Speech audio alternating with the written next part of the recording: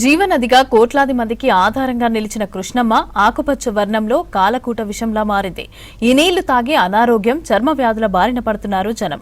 కృష్ణా నీళ్లు మురికి కూపంగా మారటంతో నదీ తీర గ్రామాల ప్రజలు మంచినీళ్ల కోసం నరకయాతన అనుభవిస్తున్నారు. ఈ దయనీయ పరిస్థితి ఎక్కడో కాదు, నల్గొండ జిల్లా దామరచర్ల మండలం వాడపల్లి గ్రామం దగ్గర నెలకొంది. కాలుష్యపు కబంధ హస్తాల్లో చిక్కుకున్న కృష్ణమ్మ దుస్థితిపై స్పెషల్ స్టోరీ.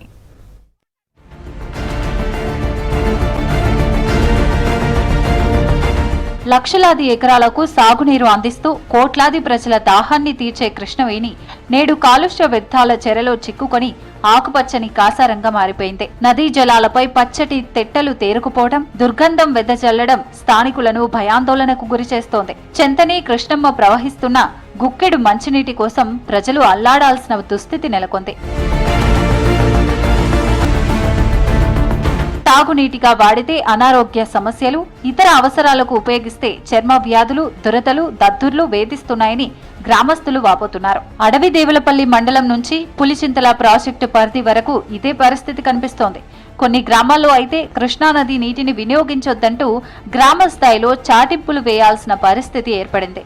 నాపరాయి ఖనిజాలు అధికంగా ఉండే ప్రాంతం కావడంతో భూగర్భ జలాలు కూడా అందుబాటులో లేక ప్రజలు తీవ్ర ఇబ్బందులు ఎదుర్కొంటున్నారు. పులిచింతల ప్రాజెక్టు కట్టడం వల్ల మా పక్కన కృష్ణా నది బాగా పొల్యూట్ అవుతుంది.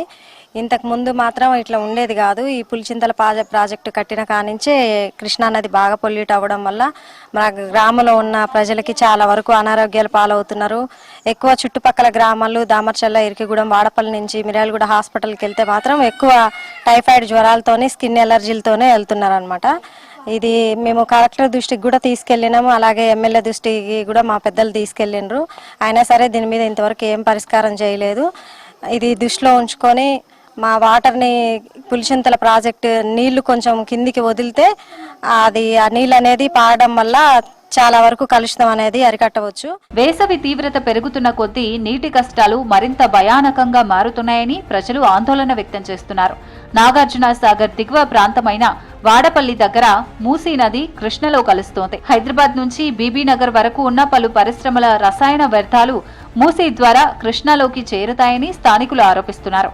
ఇదే కాకుండా కృష్ణా పరివాహక ప్రాంతంలో 2 తెలుగు రాష్ట్రాల్లో విస్తరించిన పరిశ్రమల నుంచి విడుదలయ్యే వ్యర్థ జలాలు కూడా నదిలో కలుస్తుండటంతో నీరు విషతుల్యంగా మారుతోందని ప్రజలు చెబుతున్నారు. చిట్యాల నుండి నీళ్లు అవంతిపురం పోయే మిషన్ భగీరథ ఉన్నది ఏదైతే ఉన్నదో స్కీము, అది కూడా ఈ 4 గ్రామాలకు, ఇప్పుడు ఆర్డబ్ల్యూఎస్ వాళ్ళు పాత ప్లాంట్ నుంచి వచ్చే గ్రామాలకు అవంతిపురం నుండి వచ్చే నీళ్ళని కూడా ఈ గ్రామాలకు ఇస్తే ఈ గ్రామ సమస్యలు పరిష్కారం అవుతాయి. అదేవిధంగా నదిని ప్రభుత్వం అనేది పై స్థాయిలో ఎందుకు కలుషితం అవుతుంది, దీనికి ఏమి చేస్తే అవుతుందని దీని మీద ఒక కమిటీ వేసి ప్రజలకు మేలు జరిగే విధంగా చూడాలా. కృష్ణా నదిని కాపాడాలి. కృష్ణా నది మీద ఆధారపడ్డ, తాగునీరుకు ఆధారపడ్డ ప్రజల ఆరోగ్యాలు కాపాడాలని చెప్పి నేను ప్రభుత్వానికి ఈ ప్రజల ద్వారా నేను కోరుతున్నాను. గతంలో పులిచింతల ప్రాజెక్టు లేకపోవడంతో నదీ ప్రవాహం వేగంగా సాగి కాలుష్యం నిల్వ ఉండేది కాదు. ఇప్పుడు ప్రాజెక్టులో నీరు నిల్వ ఉండటంతో బ్యాక్ వాటర్ ప్రభావం ముదిమాణిక్యం వరకు విస్తరించి నిల్వ నీటిలో కాలుష్యం మరింత పెరిగిపోతుందని ఆవేదన వ్యక్తం చేస్తున్నారు. కృష్ణా తీరం వెంట బౌద్ధంపాడు, వాడపల్లి, మట్టపల్లి వంటి పురాణ ప్రాశస్త్యం కలిగిన పుణ్యక్షేత్రాలున్నాయి. 2 తెలుగు రాష్ట్రాల నుంచే కాక దేశం నలుమూలల నుంచి భక్తులు వేలాదిగా తరలివస్తుంటారు. పుణ్య స్నానాల కోసం నదిలోకి దిగాలంటే ఆకుపచ్చగా మారి దుర్గంధం వెదజల్లుతున్న జలాలను చూసి భక్తులు భయాందోళనకు గురవుతున్నారు. దుర్వాసనతోటి ఈనాడు చిన్నపిల్లలు కానీ, పెద్దలు కానీ, వృద్ధులు కానీ ఎలర్జీ వస్తుంది. నీటి నిల్వ ఉండేటువంటి ఈ యొక్క ప్రాంతంలో ఉన్నటువంటి కృష్ణాముసి సంగమంలో ఉన్నటువంటి 2 రాష్ట్రాలలో ఇరువైపులా ఉన్నటువంటి ప్లాంట్లు ఉన్నాయి. ఆ వ్యర్థ పదార్థాలు మొత్తం కూడా కృష్ణానదిలో కలుస్తున్నాయి. ఇక్కడ ఈ నాగార్జున సాగర్ దిగువని నుండి, అలాగే అటు ప్రాంతంలో పల్నాడు ప్రాంతంలో ఉన్నటువంటి పక్క రాష్ట్రమైనటువంటి పల్నాడు ప్రాంతంలో ఉన్నటువంటి వ్యర్థ పదార్థాలు మొత్తం కూడా కృష్ణానదిలో కలుస్తున్నాయి. ఈ 2 రాష్ట్రాల ముఖ్యమంత్రులు కలుసుకొని చేసి ఒక సమన్వయంతో అధికారులు ఎన్నిసార్లు వచ్చి విన్నవించిపోయినా కానీ చూస్తున్నారు, కానీ సరైన మార్గం, సరైనది విధానాలు కూడా మాకు తెలియపరచట్లేదు.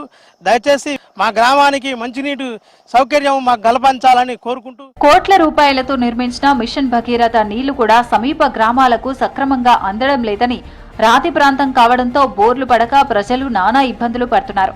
ఇప్పటికైనా ప్రభుత్వాలు, ఉన్నతాధికారులు స్పందించి కృష్ణానది కాలుష్యంపై సమగ్ర విచారణ చేపట్టి పరిసర గ్రామాల ప్రజలకు శుద్ధి చేసిన సురక్షిత మంచినీటిని అందించాలని స్థానికులు డిమాండ్ చేస్తున్నారు. పులిచింతల ప్రాజెక్టు కట్టారు కాబట్టి అక్కడ బ్యాక్ వాటర్ వస్తుంది. ఆ వాటర్ వల్ల చాలా వరకు కలుషితం అవుతుంది సార్. ఇంకో విషయం ఏంటంటే ఇక్కడ డక్కన్ క్రోమైట్ అనే ప్లాంట్ ఉండే సార్. ఆ ప్లాంట్లో ఉన్నటువంటి వ్యర్థాలన్నీ దీంట్లో కలుషితమై లేయర్గా ఏర్పడుతుంది. అంటే లేయర్ అంటే ఎలా అంటే సార్, మన పెరుగు మీద మీగడ ఉంటుంది కదా, ఆ రకంగా పైన ఒక 5 సెంటీమీటర్స్ మందంగా ఏర్పడుతుంది. ఇది ఎప్పుడైతే ఎండ ఎక్కువైనప్పుడు అసలు వాసన భరించలేకపోతున్నాం సార్. నదిలో ఉన్నటువంటి జీవరాశులు అంటే మన చేపలు కానివ్వండి, రొయ్యలు కానివ్వండి, చాలా చచ్చిపోయి పైకి లేస్తున్నాయి సార్.